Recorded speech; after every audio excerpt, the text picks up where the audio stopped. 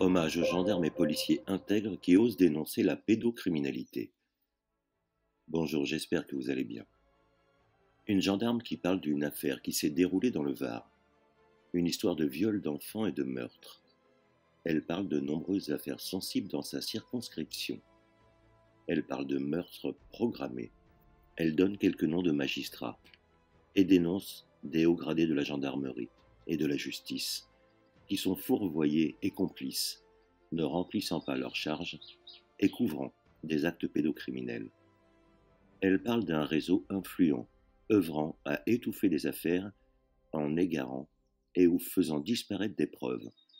Elle parle de snuff movie et de meurtres tournés dans le Var, et que ces agissements sont couverts par des collègues qui protègent différentes personnes. Elle parle d'abus de pouvoir et réaffirme que toutes ces affaires sont couvertes par de hauts magistrats et jusqu'au plus haut de l'État.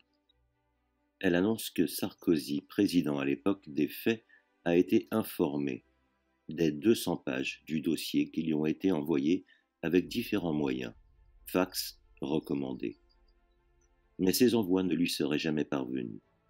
En dernier recours, elle lancera un appel sur Internet en enregistrant sa voix et en expliquant les faits, comme une bouteille à la mer, mais également consciente des risques pour sa vie en dévoilant au grand public cette affaire pédocriminelle. Elle parle d'un réseau dans sa corporation avec corruption et pression afin que certains de ses collègues gendarmes soient obligés de modifier leur rapport. Elle parle du silence obligé concernant certains meurtres commis et la pression pour que les médias ne dévoilent rien de ces affaires. Elle parle d'exhumation de corps d'enfants passés sous silence. Elle parle de chantage exercé sur l'un de ses collègues piégé et réduit au silence. Elle parle d'une saisie d'un film pédopornographique tourné avec des enfants d'une maternelle qui disparaît. Elle dit que tous les postes importants, forces de l'ordre, magistrature, presse, sont tenus par des responsables du réseau usant de leur position pour tout étouffer. Elle parle d'internement en hôpital psychiatrique de ceux qui osent dénoncer ces affaires. Elle parle de faux rapports d'experts utilisés par les hommes de justice corrompus. Elle parle de malversation. Elle parle de l'affaire Ami de Lisa. Nous sommes en 2009 et elle ne parlera plus jamais. Question: est-elle seulement encore en vie?